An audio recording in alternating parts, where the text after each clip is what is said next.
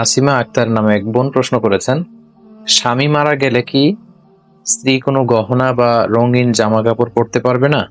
আমাদের সমাজে অনেক বিধবা নারীদের আজীবন সাদা শাড়ি পরে থাকতে দেখা যায়। ইসলামের দৃষ্টিতে এটা কতটুকু সঠিক? প্রিয় বোন নাসিমা, আপনার এই প্রশ্নের উত্তরে বলবো, কোনো ব্যক্তি যখন মারা যায় তখন তার নিকট আত্মীয়দের উপর শোক পালন করার বৈধতা ইসলাম দিয়েছে, এবং সেই শোক পালনের সময়সীমা হচ্ছে 3 দিন। 3 দিনের বেশি শোক পালন করা যাবে না। আমার বাবা যদি মারা যায়, কিংবা আমার মা যদি মারা যায়, বা আমার আত্মীয় স্বজন কেউ যদি মারা যায়, সেক্ষেত্রে শোক পালনের বিধান ইসলামে রয়েছে, এটাকে উৎসাহিত করা হয়েছে, এবং সেটার বৈধতা হচ্ছে মাত্র 3 দিন। কিন্তু এক্ষেত্রে একমাত্র ব্যতিক্রম হচ্ছে যদি স্বামী মারা যায়, সেক্ষেত্রে স্ত্রী শুধু 3 দিন শোক পালন করবে না।